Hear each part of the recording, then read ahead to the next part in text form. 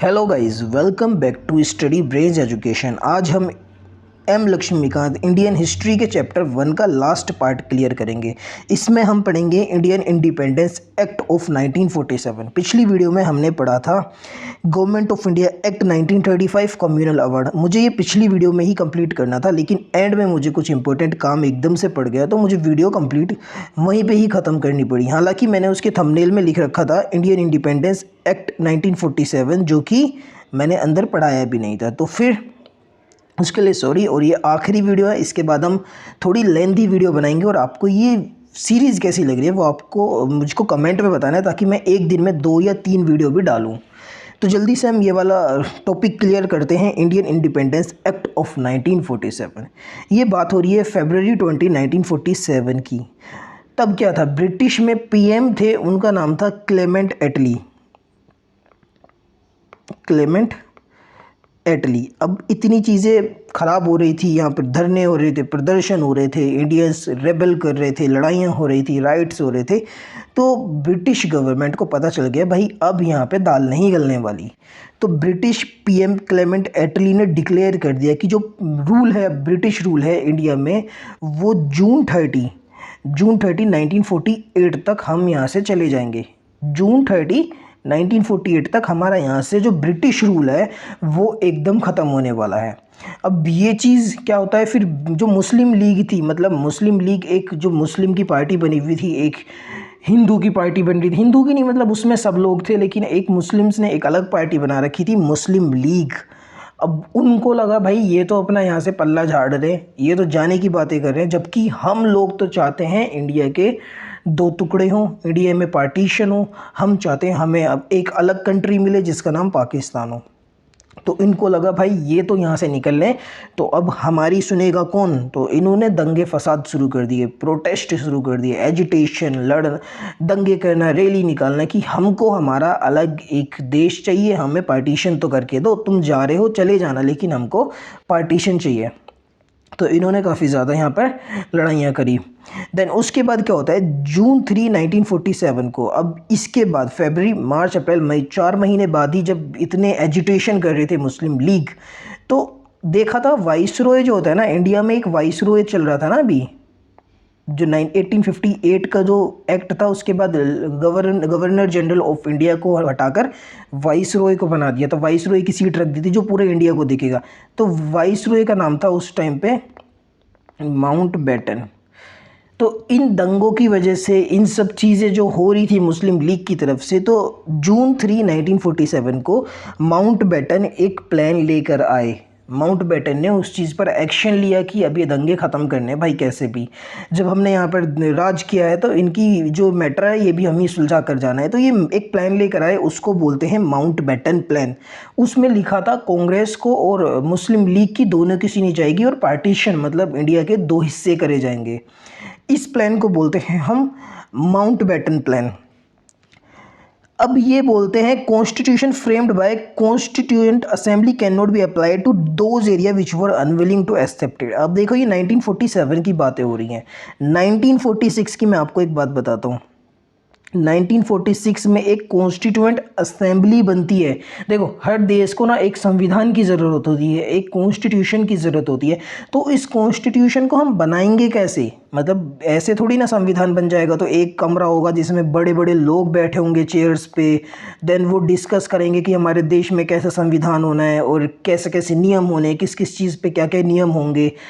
इन चीज़ को डिस्कस करने के लिए एक असेंबली बैठेगी। ये असेंबली हमारे देश में बोली गई कॉन्स्टिट्यूएंट असेंबली, जो कॉन्स्टिट्यूशन बनाएगी।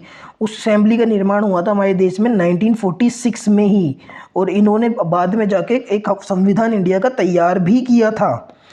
तो जो माउंटबेटन प्लान था वो कहता है कि पहले तो दो हिस्से होंगे, एक हो जाएगा इंडिया, एक हो जाएगा पाकिस्तान। ऊपर से फिर ये कहता है कि ये जो 1 साल पहले, मतलब ये 1947 की बात हो रही है ना भाइयों, ये 1946 में जो कॉन्स्टिट्यूएंट असेंबली बनी है, अगर ये कोई संविधान निकालती है तो इसका संविधान उन जगहों पे लागू नहीं होगा हिंदुस्तान की, जो जगह नहीं चाहती कि उनके ऊपर इनका संविधान लागू हो। समझ रहे हो। अब इनडायरेक्टली यही बोला कि जो पाकिस्तान वो अलग होना चाहता है, वो नहीं चाहता कि ये संविधान हमारे ऊपर लागू हो, वो चाहता है उनका अलग देश हो, उनका अलग संविधान हो। तो ये इनडायरेक्टली यही चीज़ थी। फिर इन्होंने ये भी बोला था उसी दिन कि 2 देश अलग होने चाहिए। सही है। On the same day Mountbatten plan for partition वो आ गया था।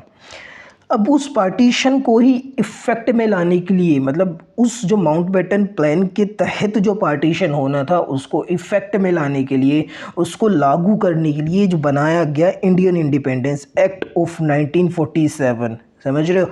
इस एक्ट के तहत इंडिया के 2 हिस्से हुए थे। अब फीचर्स क्या हैं इस एक्ट के।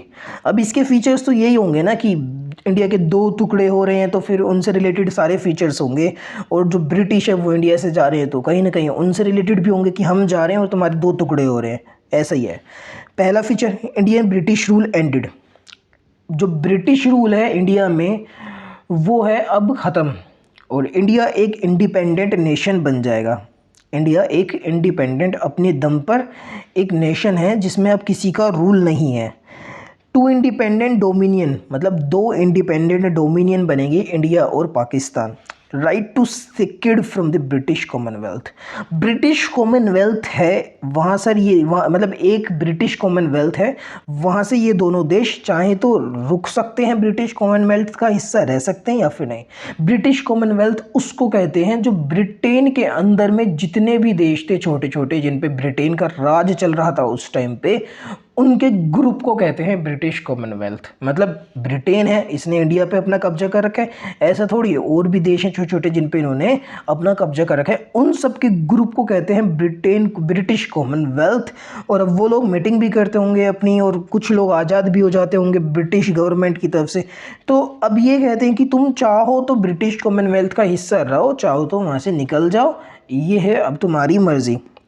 अब जो वाइसरॉय था इंडिया का, अब उसकी पोस्ट को हटा दिया, अब कोई वाइसरॉय नहीं रहेगा। अब एक गवर्नर जनरल की पोस्ट रखी गई जो ब्रिटिश की तरफ से एक आखिरी पोस्ट थी कि एक गवर्नर जनरल हम बिठाएंगे, लेकिन हाँ तुम बताओगे कि वो गवर्नर जनरल कौन हो। फिलहाल जब तुम्हारे देश की स्थिति ठीक नहीं है, कॉन्स्टिट्यूशन सही से बना नहीं है और दंगे चल रहे हैं और बंटवारा सही से हुआ नहीं है, तो ये थोड़ा सा आपको उस चीज़ में एक देख रेख कर लेगा, बस यही था। बाकी बाद में इसकी पोस्ट भी ख़त्म हो गई थी। Constituent assembly empower to make their own constitution. अब बस यही था कि जो कॉन्स्टिट्यूएंट असेंबली है, जो ये असेंबली बनी थी, इसको पावर है भाई अपना कॉन्स्टिट्यूशन बनाओ। अब ये पाकिस्तान का अलग कॉन्स्टिट्यूशन बनेगा और उसकी अलग असेंबली बनेगी, इंडिया का अलग एक कॉन्स्टिट्यूशन बनेगा और उसकी अपनी एक अलग असेंबली बनेगी। अब ये कहते हैं it empowered the constituent assembly of the both the domain to legislate for the respective territory the new constitution व ड्राफ्ट। जो कॉन्स्टिट्यूएंट असेंबली इंडिया की है, पाकिस्तान की है, देखो ये रही ना हमारे इंडिया की, ऐसी एक पाकिस्तान की बनी होगी छोटी सी, जो पाकिस्तान के लिए एक संविधान बना रहे हैं।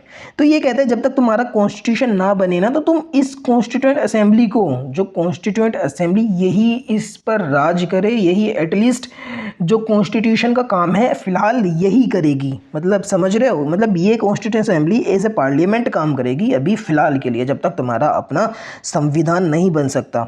जो सेक्रेटरी ऑफ स्टेट की सीट थी लंदन में, अब उसको ख़त्म कर दिया गया। अब सेक्रेटरी ऑफ स्टेट का काम क्या रह गया भाई, यहाँ पे तो सब जा रहा है, तो अब उसका काम क्या रहेगा, कुछ भी नहीं। हाँ इसको लेकिन बिल्कुल ख़त्म नहीं करा, इसको दूसरी जगह का काम दे दिया। ये जो मैंने आपको कॉमनवेल्थ का बताया था अभी, तो इसको बोल दे भाई तुम कॉमनवेल्थ में थोड़ा सा देख रेख करो, यहाँ के जो फंक्शंस हैं उनको देखो, एकदम बिल्कुल ख़त्म भी नहीं करा। जो प्रिंसली स्टेट्स थे जहाँ पर राजे रजवाड़े राज कर रहे थे, वो क्या था ना, टैक्स वगैरह दे रहे थे ब्रिटिश गवर्नमेंट को। और जो ट्राइब्स वगैरह थे, कबीले वबीले जंगल वंगल में रहते थे, उनसे भी कोई ना कोई ये रूल्स वगैरह थे, कोई ना कोई उनसे बॉन्डिंग्स वगैरह थी कुछ ना कुछ। तो वो सब यहाँ पर ख़त्म हो जाती हैं। अब कोई किसी को टैक्स नहीं देगा, कोई रूल ब्रिटिश का, किसी के साथ कोई संधि नहीं चलेगी, ये सब चीज़ें अब ख़त्म हो जाती हैं। Princely states can and can not join the dominions. अब ये बहुत इंपॉर्टेंट है, मैं यहाँ से इसको मिटा देता हूँ भाइयों। प्रिंसली स्टेट्स, अब देखो ये हमारा हिंदुस्तान है, ऐसा नहीं है, मैंने ऐसा बना दिया, इसमें इतना पाकिस्तान हो गया। बीच बीच में ऐसे ऐसे राजा रजवाड़े थे जो अपने दम पे राज कर रहे थे, जहाँ पर राजा थे और वो वहीं के मालिक थे। इनको ये यहाँ पर भी जाते जाते एक गलत चीज़ ये एक्ट करके जा रहा है, ये इनसे कहता है, इस एक्ट में इन लोगों के लिए जो अलग थे राज्य, जहाँ पर हैदराबाद हो गया, कश्मीर हो गया, और भी कई सारे थे, समझ रहे हो, अवध हो गया, इनसे कहते या तो तुम हिंदुस्तान का हिस्सा रहो, या तुम पाकिस्तान का हिस्सा रहो, या तुम अपना अलग देश बन जाओ। ये क्या बात हुई भाई? अब ये इंडिया है, इंडिया के बीच में हैदराबाद है, कि वो अलग देश हो जाएगा? ऐसे कैसे हो सकता है? यहाँ पर कश्मीर है वो अलग देश हो जाएगा, यहाँ पर अवध है वो अलग देश हो जाएगा? नहीं।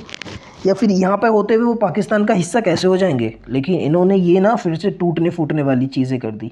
अब ये लोग मान भी नहीं रहे थे, कह रहे थे हमको तो अलग ही रहना है। ये हैदराबाद का निज़ाम था, वो भी कह रहा था कि हमको तो अलग ही रहना है। भाई ऐसे कैसे चलेगा? लेकिन बाद में किसी को पुलिस एक्शन करके इंडिया में ज्वाइन करना पड़ा, किसी को किस तरीके से, लेकिन एंड में जाकर ये सब एक साथ हो ही जाते हैं। कश्मीर को भी अलग ही रहना था, तो इस पे पाकिस्तान ने हमला कर दिया। पाकिस्तान ने जब हमला कर दिया तो यहाँ के राजा जवाहरलाल नेहरू से हेल्प मांगने लगे, तो इधर से इंडिया की फ़ोर्स गई, इधर से पाकिस्तान की फ़ोर्स आ रही थी, बीच में जहाँ पर फ़ोर्स टकराई वहाँ पर ही पार्टीशन हो गया। इधर का कश्मीर इधर चला गया, इधर का कश्मीर इंडिया में रह गया। अब जो पाकिस्तान के पास कश्मीर चला गया उसको पाकिस्तान ऑक्यूपाइड कश्मीर बोलते हैं, जो इंडिया के पास रह गया वो इंडिया का कश्मीर है। इंडिया क्लेम करती है कि ये हिस्सा जो है वो इंडिया का, पाकिस्तान क्लेम करता है कि ये हिस्सा पाकिस्तान का है। इसी चीज़ पर आज तक लड़ाई हो रही है। इसके बाद government of India act 1935 till new const, जब तक न्यू फ्रेम नहीं बनता, जो नियम गवर्नमेंट ऑफ इंडिया एक्ट 1935 में है उनके तहत उनको ही फॉलो करके अभी तक फ़िलहाल जब तक आपका संविधान नहीं बनता है उन्हीं नियमों से आप अपने देश को चलाएंगे। और ये काफ़ी इम्पोर्टेंट एक्ट भी था। तो जो हमारा संविधान है उसमें इतने सारे प्रावधान, इतनी सारी चीज़ें गवर्नमेंट ऑफ इंडिया एक्ट से ही उठाई गई हैं। 1935 वाला ब्रिटिश मोनार्क के पास वीटो थी। जैसे यहाँ पे वाइसरॉय था ना इंडिया में, वाइसरॉय के पास पावर तो थी, लेकिन एक ब्रिटिश का जो एक मोनार्क था, जो ब्रिटिश की रानी थी, ब्रिटेन की रानी थी, उसके पास पावर ये थी कि जो वाइसरॉय यहाँ पर कोई नियम भी बना रहा है ना, वो उसको एकदम वीटो करके ख़त्म कर सकती थी, ख़त्म कर देती थी उसको। ये पावर थी उसके पास। इस पावर को बोलते हैं हम वीटो पावर, जिसमें हम किसी की मेहनत को सिर्फ अपने ही ना से ख़त्म कर सकते हैं। हमारे पास इतनी पावर है। अब इंडिया में कौन बैठा था? गवर्नर जनरल, जिसको अपॉइंट करा था एडवाइस से इंडिया के ही कुछ दिग्गज नेताओं से, जो काउंसिल ऑफ मिनिस्टर कैबिनेट में, मतलब इंडिया में गवर्नर जनरल है, ये COM काउंसिल ऑफ मिनिस्टर्स है, यही बताएंगे कि हमारे ऊपर फ़िलहाल के लिए गवर्नर जनरल कौन होगा। समझ रहे हो?